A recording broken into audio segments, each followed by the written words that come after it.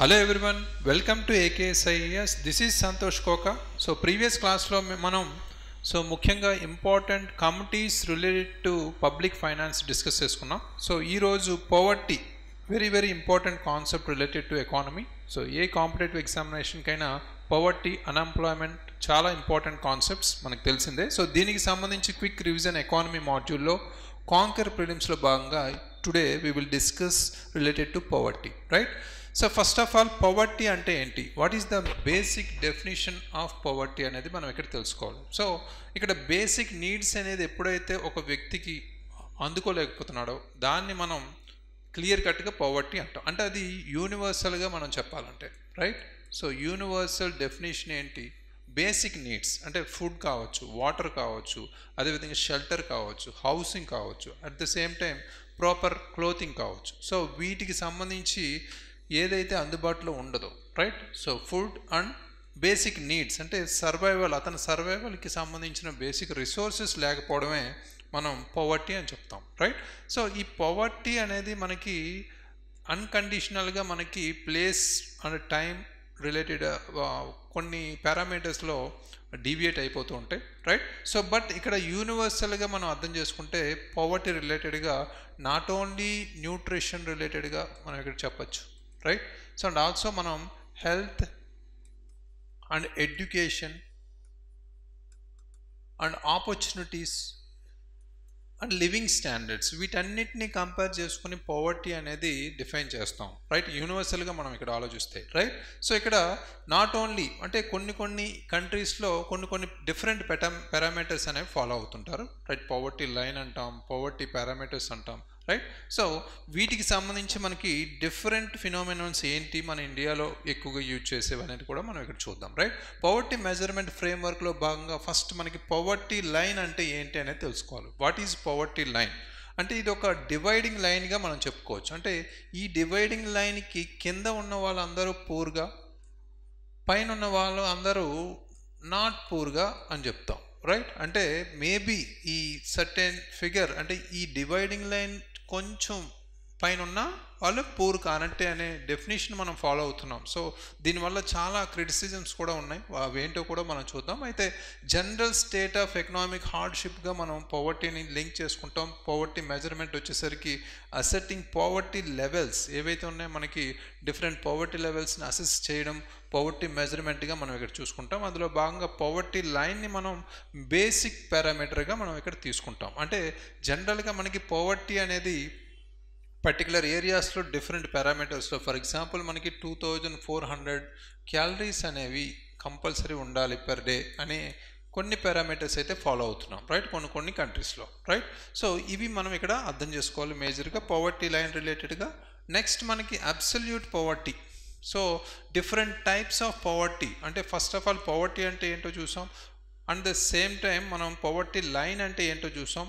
Different types of poverty ఏంటి అనేది కూడా మనం ఇక్కడ చూద్దాం. ఫస్ట్ అబ్సల్యూట్ పవర్టీ అంటే ఏంటి, అండ్ దెన్ రిలేటివ్ పవర్టీ అంటే ఏంటి అనేది చూద్దాం. అంటే అబ్సల్యూట్ అంటే ఏంటి, సంపూర్ణ పేదరికం అంటే ఏంటి? సంపూర్ణంగా అంటే ఇక్కడ అబ్సల్యూట్ అంటే కొన్ని ఫిక్స్డ్ పారామీటర్స్ అంటే ఫిక్స్డ్, నాట్ చేంజింగ్. ఇక్కడ ఫిక్స్డ్ పర్టికులర్ నీడ్స్గా మనం ఇక్కడ చెప్తాం. అంటే ఫిక్స్డ్ నీడ్స్ అవి అందరికీ అన్ని సొసైటీస్కి ఫిక్స్డ్ నీడ్స్, ఆ సేమ్ నీడ్స్ లేకపోతేనే మనం అన్ని సొసైటీస్కి సంబంధించి పవర్టీ డిఫైన్ చేసేస్తాం, రైట్? సో ఇందులో కొన్ని ప్రాబ్లమ్స్ కూడా ఉన్నాయి, అవి మనం చూద్దాం. అయితే ఇక్కడ కల్చరల్స్ నీడ్స్ సంబంధించి మనకి అడిషనల్ ఎలిమెంట్స్ అనేవి ఇంటిగ్రేట్ చేయకపోవడం, అదేవిధంగా సబ్సిస్టెన్స్ నీడ్ ఏవైతే బేసిక్ ఫిజికల్ రిక్వైర్మెంట్స్ సంబంధించి సర్వైవల్కి సంబంధించి, ఫర్ ఎగ్జాంపుల్ అబ్సల్యూట్ అంటే ఫిక్స్డ్ వాల్యూస్ అంటే ఫిక్స్డ్ నీడ్స్ ఏవైతే ఉన్నాయో అన్ని సొసైటీస్కి కామన్గా మనం తీసుకుంటున్నాం. అంటే ఇక్కడ అబ్సల్యూట్ కంప్లీట్ అంటే మేజర్గా 2400 క్యాలరీస్ పర్ డే లేకపోతే వాళ్ళకి అంటే కన్జ్యూమ్ చేయకపోతే వాళ్ళు అబ్సల్యూట్ పవర్టీలో ఉన్నట్టే, రైట్? సో ఫర్ ఎగ్జాంపుల్ మనకి యుఎన్ డెఫినేషన్ ప్రకారం లేటెస్ట్గా మనం చూసుకుంటే 2022 రిలేటెడ్ డేటా చూస్తే మనకి అబ్సల్యూట్ పవర్టీ అంటే డిఫైన్ చేసింది $2.15 అనేది వాళ్ళు డే అంటే per day earning or income $2.15 or $2.15 కన్నా కింద ఉంటే పవర్టీ, అబ్సల్యూట్ పవర్టీలో ఉన్నట్టు, రైట్. సో ఈ పారామీటర్ అయితే బేసిక్గా చెప్పారు, రైట్. సో ఇక్కడ అబ్సల్యూట్ పారామీటర్ సంబంధించి మనకి క్రిటిసిజమ్స్ ఏమున్నాయి అనేది కూడా మనం ఇక్కడ చూడాలి. అంటే క్రిటిసిజమ్స్ చూసుకుంటే విత్ ఇన్ సొసైటీ వేరియేషన్స్ ఉండొచ్చు, అంటే difference in needs with in societies, అంటే విత్ ఇన్ సొసైటీలోనే మనం చాలా పారామీటర్స్ ఉండొచ్చు. అంటే ఇక్కడ ఫిక్స్డ్ ఇన్కమ్స్ అనేవి అన్ని సొసైటీకి పనికిరావు, అంటే ఫిక్స్డ్ నీడ్స్ అనేవి, రైట్. బేసిక్ నీడ్స్ అనేవి అందరికీ ఒకటి కావు, రైట్, అది గమనించాలి. అండ్ సొసైటల్ వేరియేషన్స్, అంటే difference in needs across societies, అంటే విత్ ఇన్ సొసైటీస్ నీడ్స్ వేరే ఉంటాయి. అంటే ఒక సొసైటీ, అంటే ఇండియా తీసుకోండి, ఇండియాలో భాగంగా మనం తీసుకుంటే డిఫరెంట్ రీజనల్ వేరియేషన్స్ ఉన్నాయి, స్టేట్ స్పెసిఫిక్ వేరియేషన్స్ ఉన్నాయి. సో ఇలా అబ్సల్యూట్ అనేది ఎక్కడ మనం కామన్గా ఉండదు. నెక్స్ట్ మనం అక్రాస్ సొసైటీస్, అంటే మనం డిఫరెంట్గా మన ఇండియా అండ్ జపాన్ కావచ్చు లేదా చైనా కావచ్చు, డిఫరెంట్గా వాళ్ళ పవర్టీ లెవెల్స్ అనేవి ఉంటాయి, అంటే బేసిక్ నీడ్స్ అనేవి. At the same time subsistence పవర్టీకి సంబంధించి basic needs like food, clothing, shelter అనేది సబ్సిస్టెన్స్ నీడ్స్గా మనం చెప్తాం. అవి అందరికీ కామన్గా ఉండవు అనేది కూడా ఇక్కడ మనం గమనించాలి. Assumption of minimum basic needs, ఇక్కడ మనం బేసిక్గా చూడాలంటే అబ్సల్యూట్ అనేది అన్ని సొసైటీస్కి పనికిరాదు, రైట్. సో అది ఒక మేజర్ కామన్ పారామీటర్గా చెప్పచ్చు. At the same time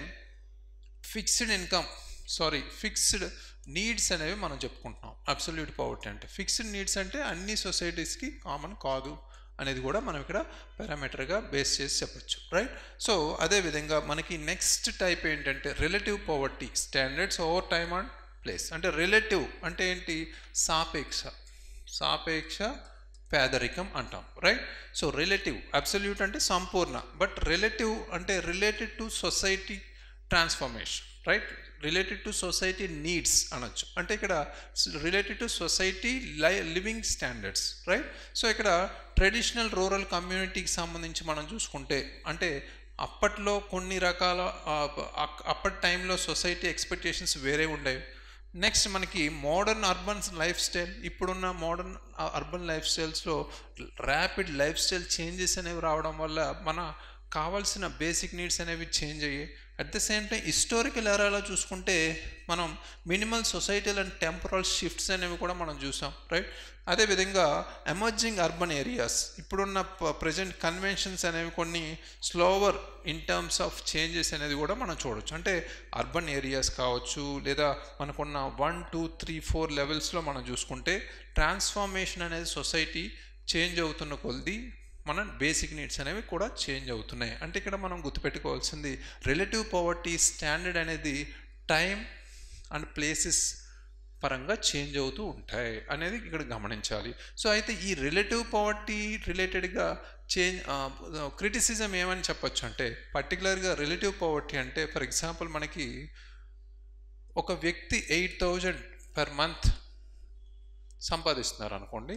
so పర్టికులర్గా ఈ 8,000 రిలేటెడ్గా రిలేటివ్ పవర్టీని మనం క్యారెక్టరైజ్ చేస్తే మేబీ ఇతను పూర్ అవ్వచ్చు సిటీస్ లాంటి ఏరియాస్లో. ఫర్ ఎగ్జాంపుల్ ముంబై లాంటి ఏరియాస్ అంటే సిటీస్లో అతను పూర్ అవ్వచ్చు, ఈ 8,000 సరిపోకపోవచ్చు మంత్లీ.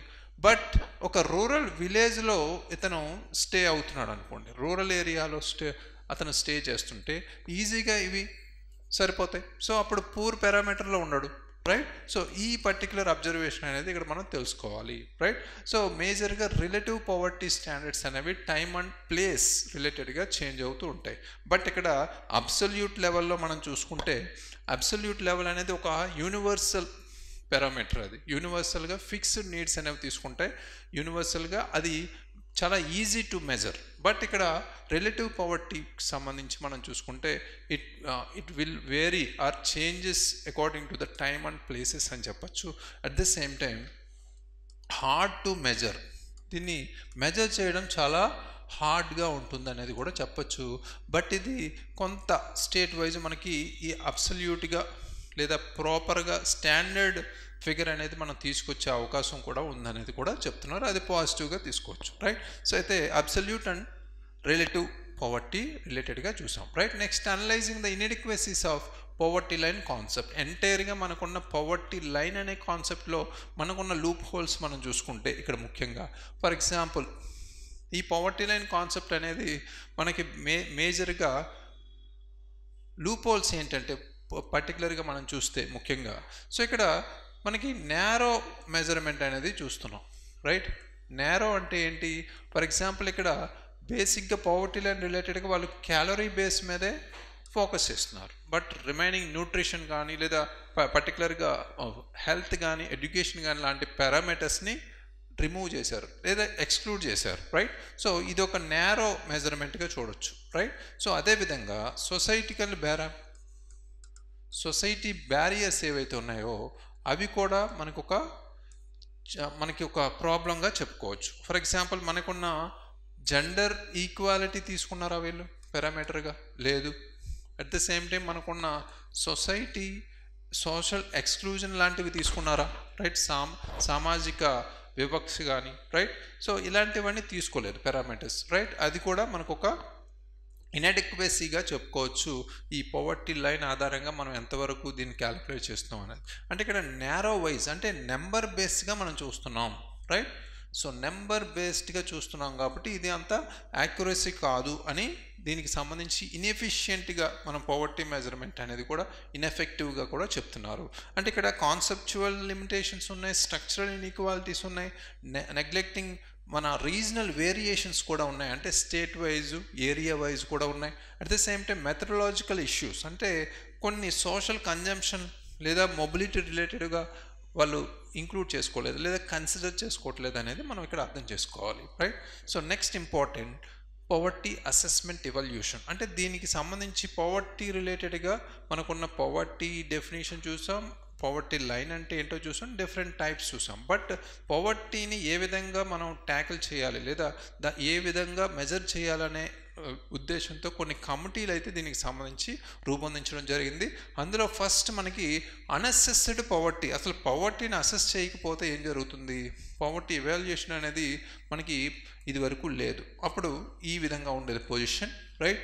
సో 1962లో ఒక వర్కింగ్ గ్రూప్ దీనికోసం ఫార్ములేట్ అవ్వడం జరిగింది, రూరల్ అర్బన్ పవర్టీ లైన్స్ని మనం ఫార్ములేట్ చేయడానికి, రైట్? సో అది ఫస్ట్ మనకి initial step in India, right? So next 1971 Dandekar and Rath first కమిటీగా మనం చెప్పుకోవచ్చు మన పర్టికులర్ పవర్టీ లైన్ రిలేటెడ్గా మనకు చూసుకుంటే. బట్ ఇక్కడ calorie based poverty line propose చేయడం జరిగింది ఇక్కడ. సో ముఖ్యంగా ఇక్కడ ఫోకస్ చేయాల్సింది ఏంటంటే NSS national sample survey data ఆధారంగా రూపొందించిన ఫస్ట్ క్యాలరీ బేస్డ్ సర్వేగా మనం చెప్పుకోవచ్చు, రైట్? సో నెక్స్ట్ మనకి క్యాలరీ అడెక్వేట్ అసెస్మెంట్ అనేది మనకి జరగడం జరిగింది ఈ పర్టికులర్ కమిటీ ఆధారంగా.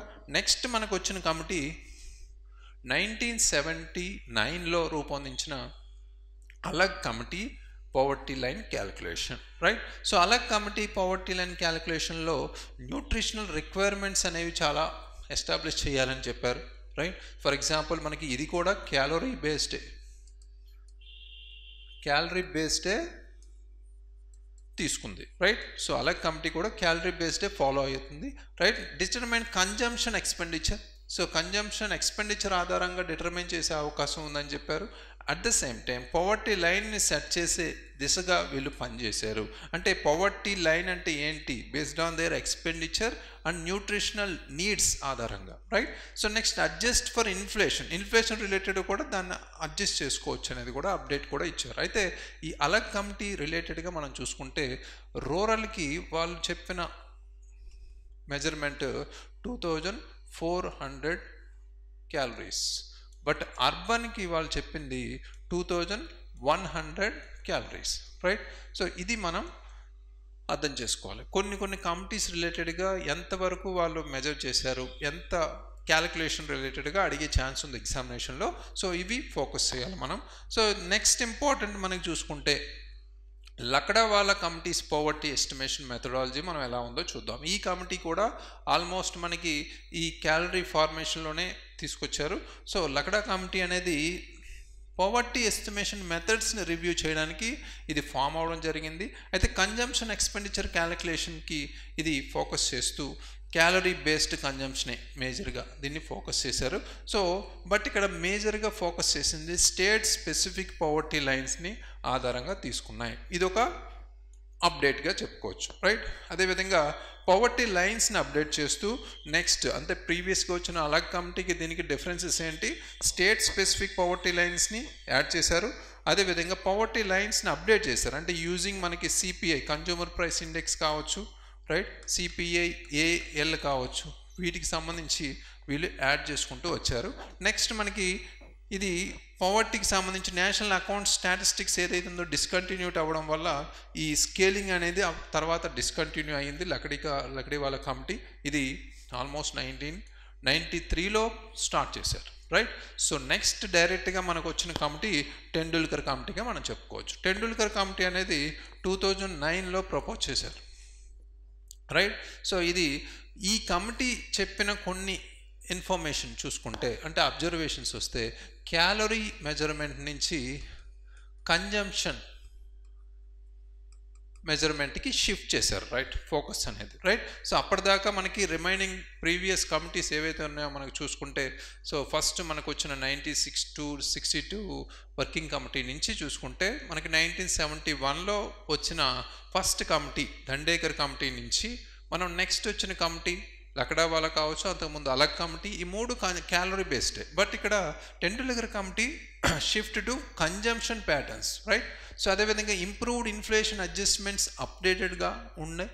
At the same time realistic state provisioning కూడా ఇంక్లూడ్ చేశారు, అంటే ఇక్కడ రూరల్ అండ్ అర్బన్ రిలేటెడ్గా కూడా ఇంక్లూడ్ చేసుకున్నారు. అంటే మనం డిఫరెన్సెస్ చూసుకుంటే ఓల్డ్ ప్యాటర్న్ ఎలా ఉంది, comparing old and new poverty estimation methods చూసుకుంటే ఇక్కడ అవుట్డేటెడ్ కన్జంప్షన్ ప్యాటర్న్ అంటే మనకున్న క్యాలరీ బేస్డ్ కన్జంప్షన్ ప్యాటర్న్ ఉంటుంది, రైట్. ఇన్అడెక్వేట్ ఇన్ఫ్లేషన్ అడ్జస్ట్మెంట్ అనేది అప్పట్లో లేదు, రైట్. ఇది ప్రాపర్గా డీల్ చేశారు. అజ్యూమ్డ్ స్టేట్ ప్రొవిజనింగ్ అనేది కూడా ఇక్కడ మనకి కనిపిస్తుంది.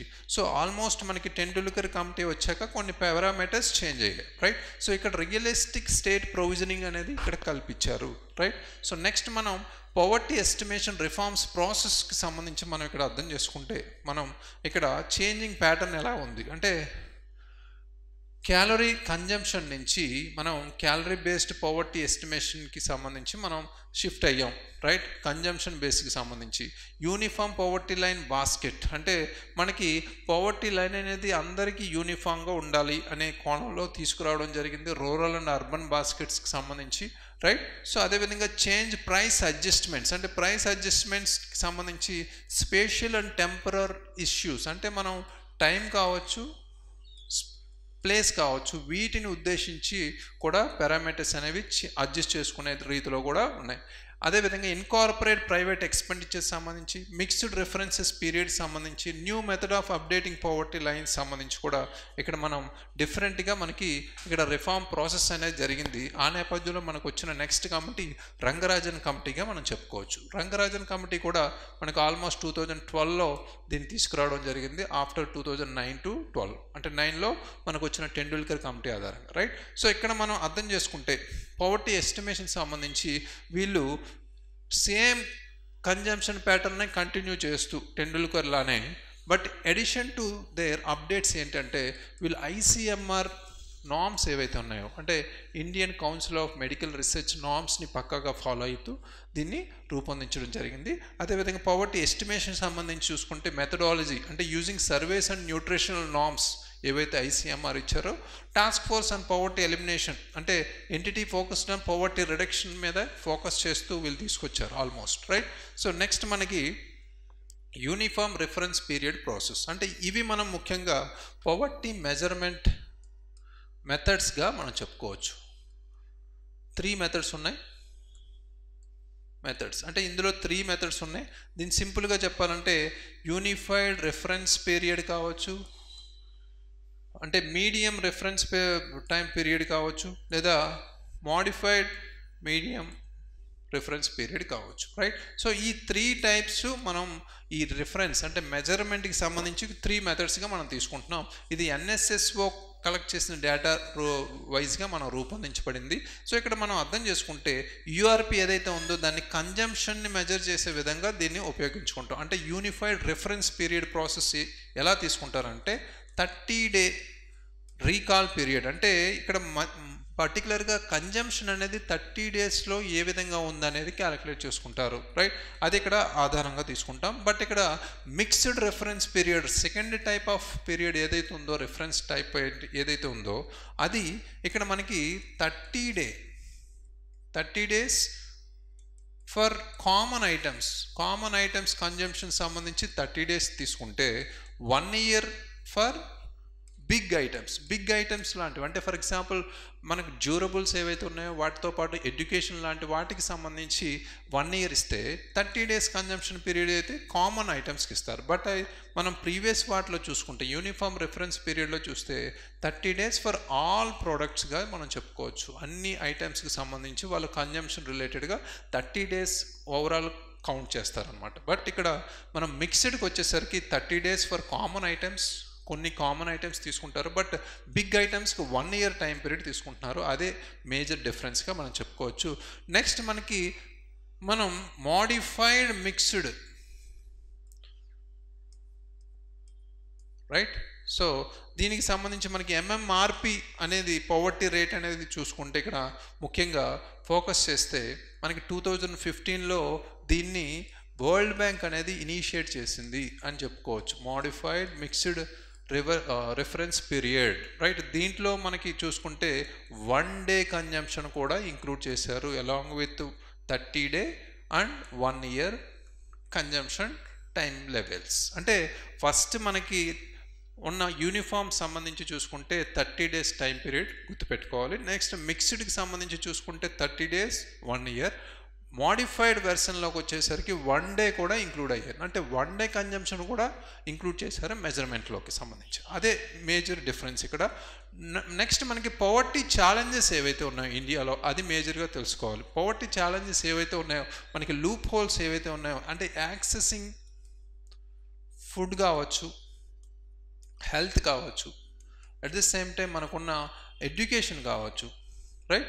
సో వీటికి సంబంధించి మనం ఫోకస్ చేస్తే దీంతో పాటు మనకున్న డిగ్నిటీ, రైట్?